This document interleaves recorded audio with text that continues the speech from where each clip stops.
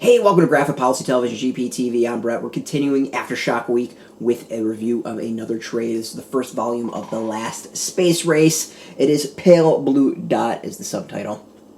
Really kind of interesting series. Very familiar subject, but been done many, many times in a lot of different stories. So this is written by Peter Calloway, who's co-creator with Alex Shibao, who's the artist. Natália Marques is the colorist. Marshall Dillon is the letterer. Alright, so Last Space Race. It is a story we've seen many times over. There's been a mysterious thing seen in space, believed to be an alien vessel, and there is a space race to get out there and figure out what's going on. So this follows this guy who named is Sasha Balados, who is this billionaire aerospace titan, and he's recruited to go and help build the ship and put the crew together to go and do the space race. And then he is put to work with his kind of rival named Roger Freeman, which has been pretty solid. And that's part of the enjoyment of the series. Like, this first 5 issues is very much the setup. This collects issues 1 through 5, and I want to read more of this. This is a pretty solid series. It's a really good kind of build up to where things are going, and the first volume is, to me, that. It's very much the build up. We get to meet the various crew members that are particularly or possibly going on this mission. We get to meet, of course, the main characters and their rivalry. I think the one thing where maybe the volume is a little bit short on is exactly what that rivalry is about. I kind of wish it dove into it a little bit more, played off of it a little bit more. But it's great chemistry between the two characters. I really enjoy that. And the introduction for all the other characters works as well. I mean, as far as the setup and the plot and pacing, all that, it's a pretty standard version of the story. There's nothing that really kind of surprised me and stood out. There are some twists and turns in the story, absolutely, that makes it fairly unique, and I want to see where it goes. But as far as like the introduction of characters and how it goes about that, like we've seen it often.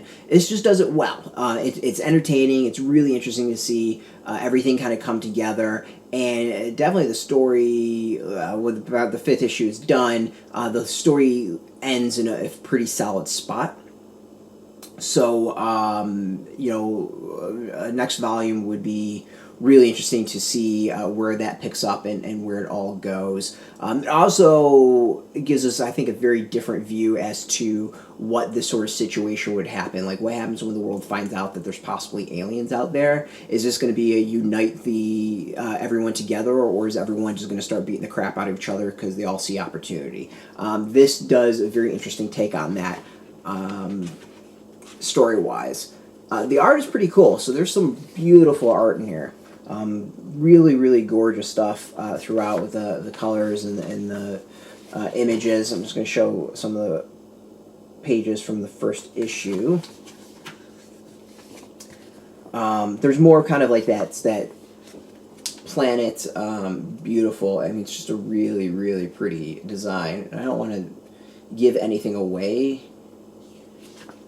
but there's some really great stuff in here. And what's interesting is that it kind of jumps around a little bit as far as that. There's a lot of also really interesting hints and teases as to what we can expect in the future and what's going on. So overall, I really, really enjoyed this first volume.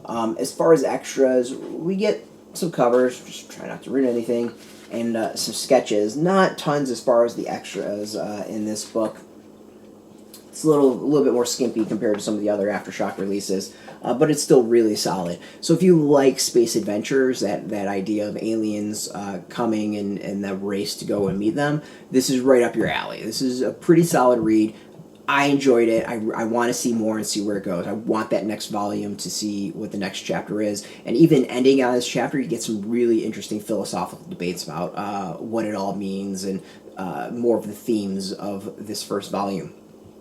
This is out in comic shops now, and bookstores as well. You can go get it in comic shops. There's a link beneath this video to go and find your local comic shop. Go support your comic shops. They need all the help they can, so absolutely go. Hit them up. They can order it if they don't have it in stock. Many of them are doing mail order, curbside pickup, or even delivery, so go find if your shop is open, and if they are and have some issues, you can't go visit them, maybe they can bring the comics to you.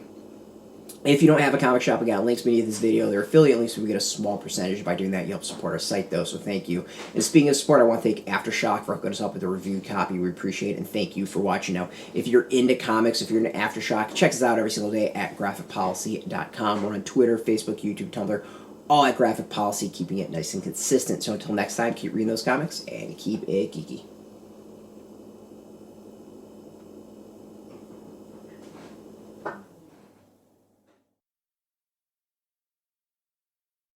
Hey, thanks for watching the previous video from Graphic Policy Television. Just by watching, you help support our site. Thank you so much. Now, if you're watching these videos, you probably care about geeky things like movies, television, comic books, toys, games, video games, you name it. You can go and subscribe right now to our YouTube channel to stay in touch and catch all the new videos, or check out our website at graphicpolicy.com. There's a nice link on this end of the video. But as always, thank you for watching. Keep on rocking and keep it geeky.